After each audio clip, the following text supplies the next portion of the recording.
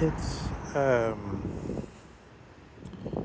think it's unfortunate, but we even see it in exemplary scholars of Heidegger, such as Richard Capobianco. The attitude that in Heidegger we have something called a so-called correlationism. Um, but let's look at Heidegger's own attitude towards this matter. So it's as though we had to have the question of the so-called ontological difference, and this question was that of the, one of the many, and that this question somehow corresponded to the question of ourselves as Dasein and something extra Dasein.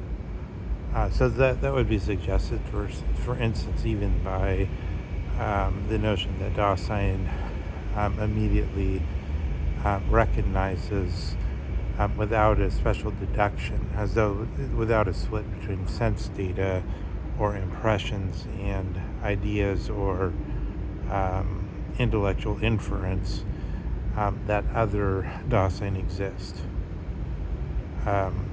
Heidegger says this is already part of the order of things, as it were. So it doesn't require a special positing of a philosophic zombie problem or anything to arise, but that it's already a feature that obtains for any Dasein.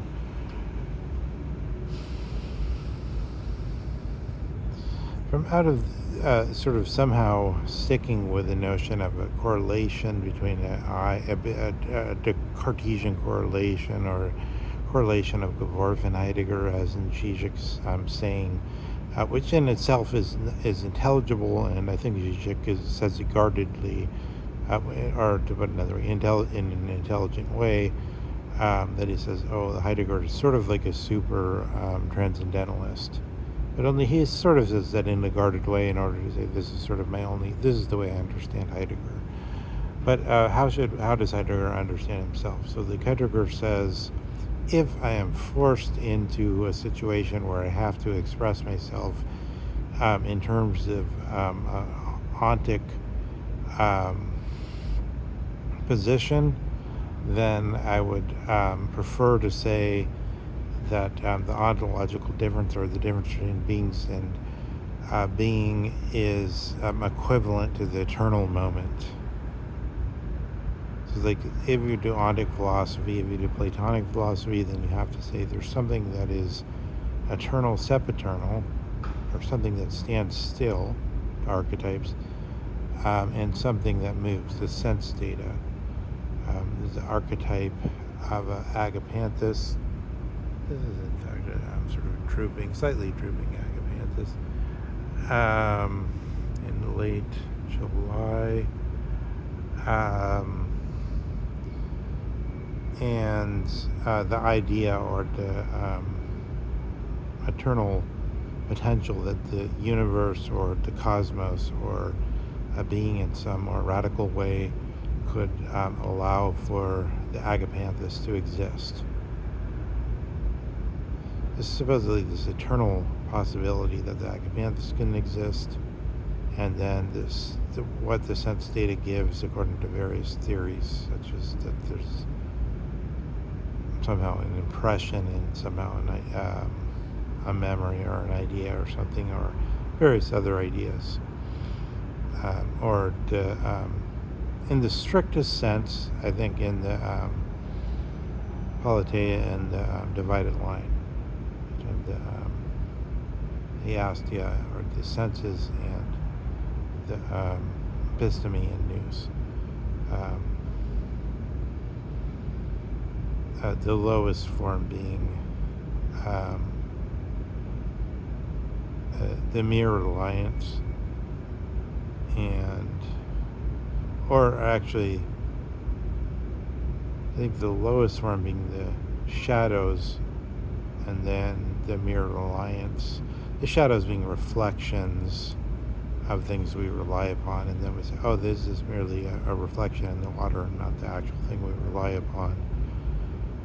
And there's some division made in reflections and shadows, and then on the other side, the pistis, or the things we so-called rely upon.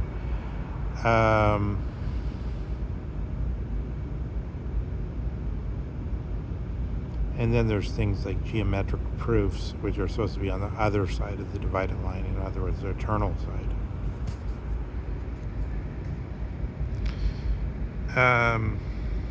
So Heidegger says this position doesn't really obtain, because everything when we say something's eternal, actually we could also just as readily understand ourselves as thinking about a geometrical proof at a certain moment in our cognition, in a certain chronological moment, as we could measure in an exact way according to apparatuses of physics that juxtapose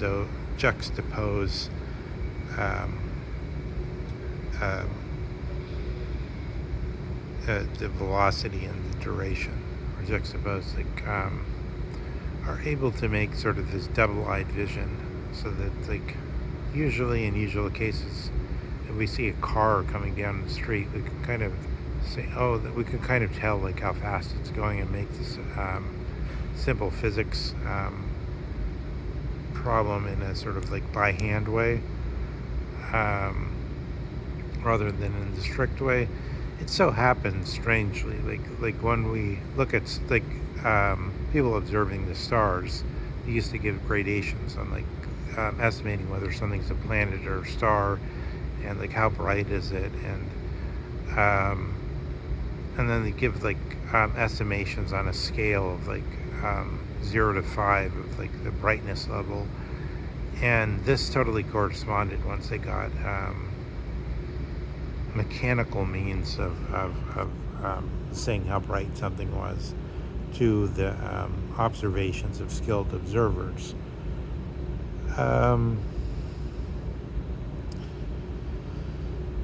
But Heidegger says time in this way doesn't chiefly concern him. Rather, he says if he has to try to make a juxtaposition between the eternal thing, or what Zizek thinks, what Heidegger has said is his eternal thing is the Geworfen, or the thrownness. So we're all born under certain conditions that we didn't choose.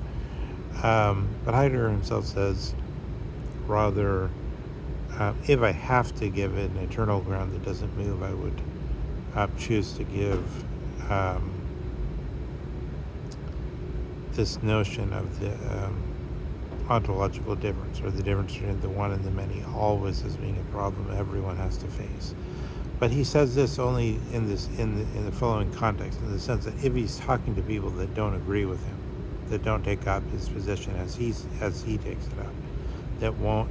So in Socrates, there's always this double thing. There's sometimes he's forced into a discussion, as with Meno, but sometimes he has people amenable that will follow what he thinks, as in the beginning of the Republic, when he was able to prove this notion that the notion of decay or justice that says that returning what is owed is the same as decay. Justice apparently doesn't make sense. You wouldn't, if somebody's crazy, you wouldn't return to them a weapon that you know they're going to use to commit a crime, or to commit suicide, or to commit some type of sacrifice for a political movement, considering that insane.